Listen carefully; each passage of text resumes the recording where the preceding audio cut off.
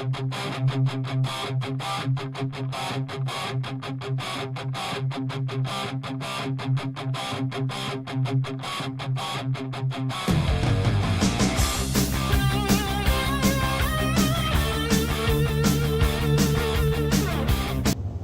everyone, Mike from Eckman.com. This is my first video I'm going to try for the site, try something new here, and what I'd like to go over is how to develop color film at home. Not even a year ago, I didn't think this was something I was willing to try myself. I had done black and white before with HC110, and it was pretty easy. I did stand developing. And I got pretty good results, but I always thought color was a little too difficult. I know a lot of people feel the same way, but what I use is the Film Photography Project C41 kit. This makes 1 liter worth of solution. They officially say that you can do, I think, 8 rolls. Some people will say that they've pushed it as far as 20. The last batch of this I used, I got 24 out of myself before I accidentally mixed the chemicals incorrectly and ruined the rest of the batch. So I probably could have gotten more than 24. I've heard some estimates as high as 40 rolls.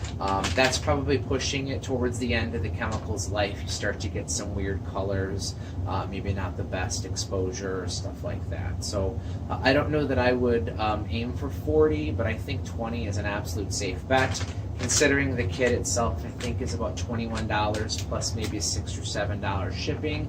You're looking at a total cost of under 30 bucks for the chemicals. There's a few supplies that you need to buy yourself, which obviously add to the upfront cost, but those can be reused for as many times as you want to keep buying kits. But considering most online labs charge anywhere between like $8 to $15 to do a single roll of C41 color film, this gets to be a pretty good bargain. So the next thing besides the kit I want to show you is some of the stuff that you need. Okay, so other than the kit itself, which comes in a pouch like this, you're going to need some kind of digital thermometer. I got a cheap basic one from Amazon for I think like $7, $8. Most of these work fine. If you want to use an old school glass thermometer, those are fine too. They're just a little bit harder to read. You're going to need some funnels. I just bought some cheap ones from Menards, Home Depot, whatever, any home improvement store will work. You obviously need film to develop. I use the plastic Patterson tank. I haven't yet loaded it, but obviously you'll need something to develop. You need 3 1-liter plastic bottles. This is generic club soda that I bought at the grocery store. I think it was like 79 cents for the bottle. You don't obviously need the soda, you just need the bottle. It doesn't have to be club soda. Basically any kind of 1-liter plastic bottle. It has to be plastic. That's important so that you can squeeze it. This I still need to empty out, but you do not want to use glass or do not want to use anything that's hard plastic. It's got to be squeezable with a screw-on lid, and it's got to be 1 liter. Oops, like there, 1 liter. And you need 3 of them too. Beyond that, I have a marker here just to mark the bottles. You also need some kind of area like utility sink. Some people do this in their bathroom or their kitchen. The chemicals can get kind of nasty, so I probably wouldn't recommend a bathroom, especially if you have access to a utility sink like I do here. Optional, I bought this, what is this, a 2-gallon bathroom style generic plain Jane garbage can. This size actually works really well. It's better to fill this thing up with hot water than to have to keep filling up the whole sink. It's kind of a waste of water to do the whole sink, but it would work. Basically anything that's going to hold your tank when you're developing. Like you can see, the Patterson tank fits in there fine. Of the 3 chemicals that you're going to use, only 2 of them need to be brought to temperature. So let's just pretend those were chemicals. 2 bottles fit in there fine for heating up. And then obviously you control your temps with the thermometer. Step is to actually mix the chemicals. I'm not gonna record the whole process. It's kind of boring. It's incredibly simple if you can follow basic instructions. They tell you exactly what to do with the paperwork in the box or the bag. In the bag, you're gonna have 3 of these large silver bags. They're all labeled really well. The first one is your developer. This goes into its own bottle. The next 2 are Blix A and Blix B. You actually combine these together into a second bottle. And then there's the third one, which is this small little pouch. This is the stabilizer. This goes into its own bottle. But the gist is, you take your bottle. I'm going to have to empty this club soda out, rinse it off real good to make sure that none of the sugar stays in there. But you basically fill it up 800 milliliters, which is 80% of the bottle. That's just to allow room to agitate it. 2/3. You don't actually have to measure 800 milliliters. Just don't fill it all the way with water, and then you put your chemicals in. Just keep track of what you're doing. Developer goes into the first one. I would use a marker to mark the bottle. When the chemicals are fresh, the developer has a nice rosy pink color, whereas the Blix will turn like a dark brown, almost like Coca-Cola or something like that, and the stabilizer stays clear. So it's just really important to keep track of what you're doing. As you use the chemicals, they do tend to change color a little bit, so it's even more important to make sure you mark the bottle correctly with what you're doing. So I'm going to stop the video, and I'm actually going to mix everything and get everything ready. Okay, I'm done mixing the chemicals. I have them in the bottle, and I was incorrect at the beginning. I said the developer is pink. It actually starts off like a pale yellow. I had forgotten that the colors change as you use the developer. So when it's fresh, it'll be this yellow color. You'll notice I've marked the bottle Dev for developer. I've even put a D on the cap. The Blix is that dark kind of Coke color I talked about. It's almost black. When you pour it out, it actually has kind of like an iodine color to it. So mark that as Blix B. And then your stabilizer, like I said, is clear. Just keep that aside somewhere safe. A couple other things I should add too, I forgot to mention. You'll need some kind of timer for this because time is important when doing C41. It's important with any development, but more so with color. I use a just simple stopwatch, on my tablet. You could use those fancy darkroom timers or clock or whatever, but just basically anything that's going to help you keep time. You'll notice I have the water running because step 1 says that you need to pre-soak your film for 1 minute at about 102 degrees. So I have my temperature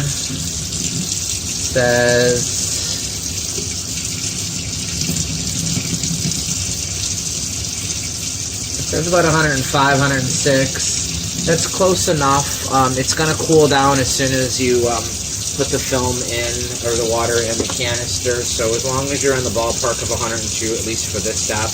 I also, while the video wasn't running, I loaded some film in here. I have a single roll of 120. I honestly can't even remember what camera I shot it in. So it's hollow, the film's in there, it's ready to go. As you obviously can see, the lights are on. When doing your own at-home developing, the only part that you need to do in complete darkness is getting the film into the canister. I'm not going to cover that in this video. There's different instructions depending on whether you use a Patterson tank like this or something else. This is just about the developing. So anyway, step 1 says take your 102-ish degree water and just put it in there and give it a good pre-soak. You want to make sure that you fill up the water level into your tank so that the entire film is completely submerged. We can finally turn off the water now. So you'll see that my water level is still up there at the top.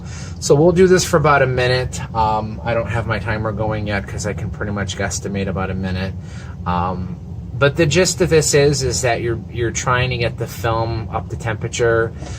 There is an outer layer, some kind of coating. I don't completely understand all of the steps and how film is made. But you'll generally notice that after this first step, when you pour it out, the water will have a certain tint to it.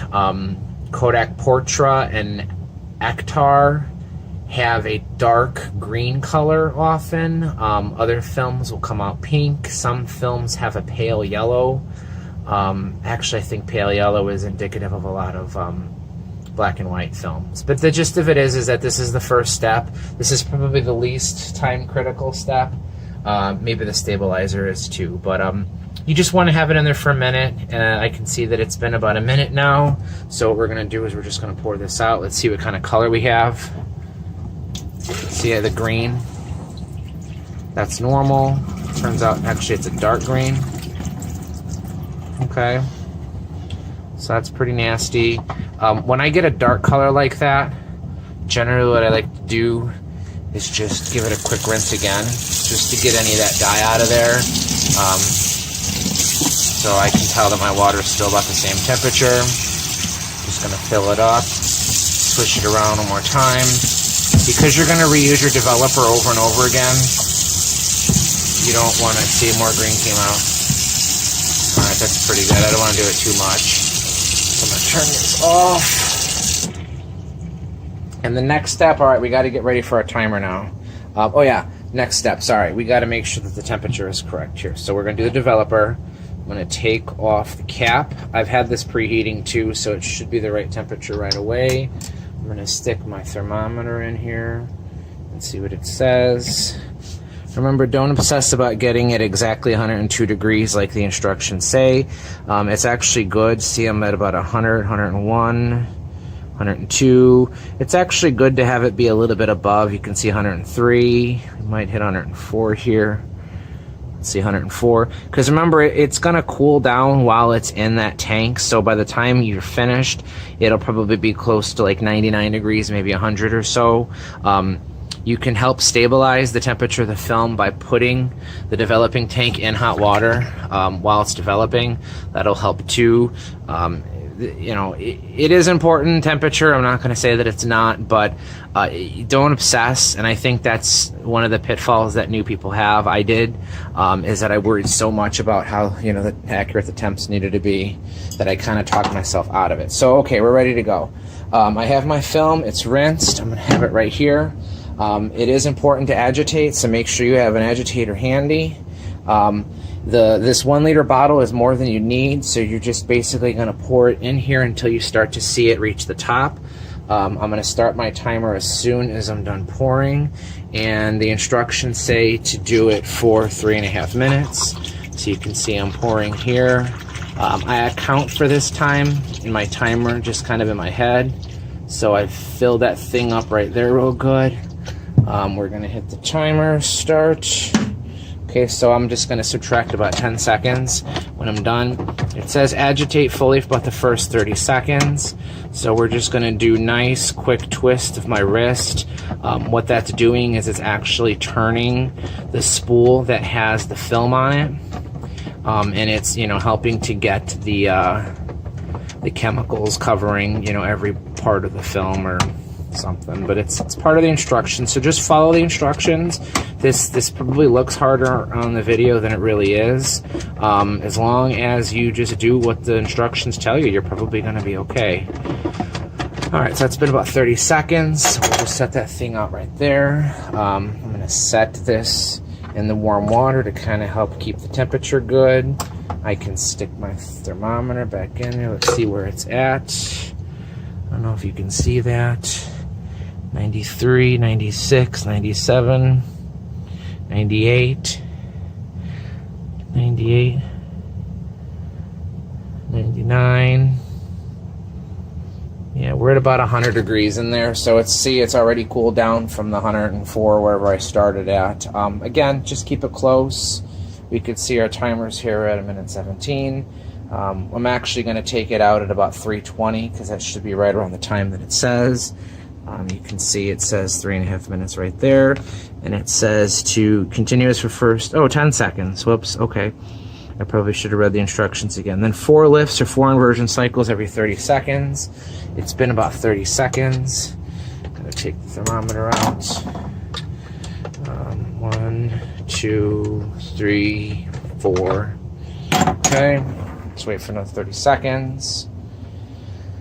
I think the lesson is that's important to not overthink this. You want to get as close as you can to the recommended steps, but I mean, this isn't rocket science. You're not saving somebody's life.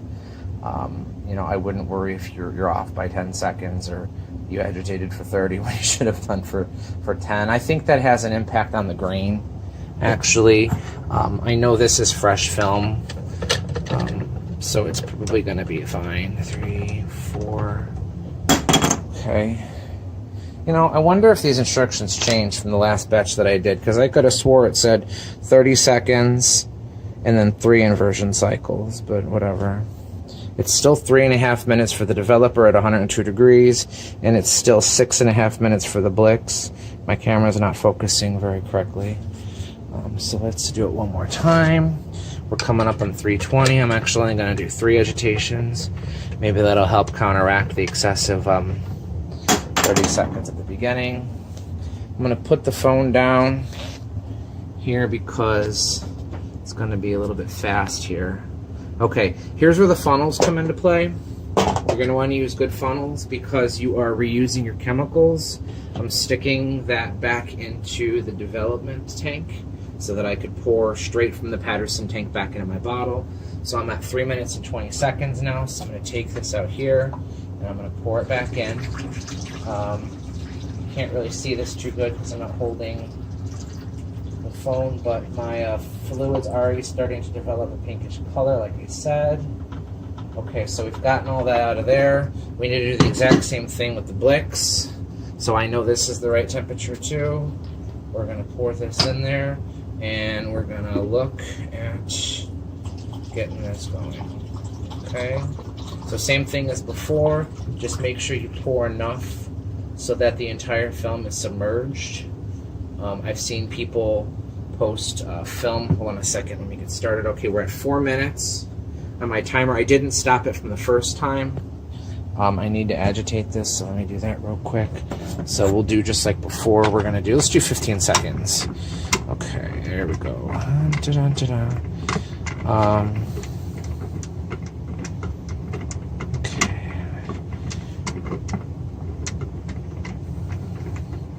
Okay, what was I saying? Oh, this step has to be 6.5 minutes. I never actually stopped my stopwatch. I just let it keep going, and I just make a mental note of when I started, so it was roughly about at the 4 minute mark. So for 6.5 minutes, I'm gonna look for roughly 10.5 minutes on my stopwatch before actually everything's done. So this step is essentially an elongated version of the previous step. You're gonna do, I know you can't really see this too good. The Blix is 6.5 minutes. It says 95 to 105 degrees. Let's use my temperature. Let's see what it says. You probably can't see this, but yeah, we're at 102 degrees, 103. Okay, a little bit hotter than before, so that's okay. As long as we're in that ballpark, we're going to leave that in there. I'm not going to put the tank into the hot water because we're already at temperature. I might check it a couple minutes later. We're at 5:30. Maybe I'll do an agitation at the 6 minute mark, maybe 7.5, 9, and then maybe around 10 minutes and pull it out at 10:30. So I'm not gonna let the video keep running at this point because I'm just gonna sit here rambling, but I'll come back when I'm ready for the next step. Okay, we're at about 9:45, so I'm gonna do one last agitation here. In about 5 more seconds. Okay, let's do it. Let's do agitation. When we reach 10.5 minutes, which was really 6.5 minutes because I started this at the 4 minute mark on my stopwatch, I'm going to pour it out into the Blix bottle. And it's also very important to never cross-contaminate your chemicals. You never, ever, ever want to get Blix into your developer. So you want to have a separate funnel for each chemical. I don't mark mine because I just keep track in my head of which one is which. All right, we're at the right mark now. So what we're going to do is we're going to take this and pour it back out. So just make sure you don't waste any. Alright, it goes in there like that. Okay, according to the instructions, the next step now is just to do a rinse. So we're going to turn the water back on. Fill this sucker up. It says that the rinse needs to be done at warm temperature as well. This is especially important for older films because if you don't rinse it properly, you can sometimes strip something off of the film and ruin it at this stage, so you don't want to do that. I'm not going to bother measuring it because I've done this enough times that I can kind of just tell what the temperature is by feeling the water. So I'm just agitating it continuously. It says to do this for 3 minutes on running water. What I'm going to do is just pour it out. Start over, just keep filling it back up. The gist is there's no real super strict rule for this. The essence is you're just trying to get the film clean and get the bleach, which is what Blix is, off the film, and agitate it a little bit more. Just make sure that every possible square millimeter of the film is covered. You know, maybe I'll dump it one more time. Fill it back up one more time here. Okay, so my Blix is done. While that's going on here, I'm going to move this bottle out of the way. If you're doing back-to-back rolls like I'm about to, you want to make sure you keep your water or your chemicals to temperature at all times. So I don't know if you can see this, I have both bottles in there just to maintain that temperature. I'll double check it before I start on my next batch because with 120 film in this size of a Patterson tank, you can only do one roll at a time. So it's been a little over 2 minutes. It says 3 minutes, but I've been agitating this pretty good. I think it's probably fine. Let's dump it out one last time. Get that in there. Okay, then the next step is the stabilizer. This says half to 1 minute room temperature, agitate for the first 15 seconds. So I'm going to dump this out again. Okay, my tank is empty. My stabilizer is right here. As I showed you before, I labeled everything. So I'm just going to pour this in here.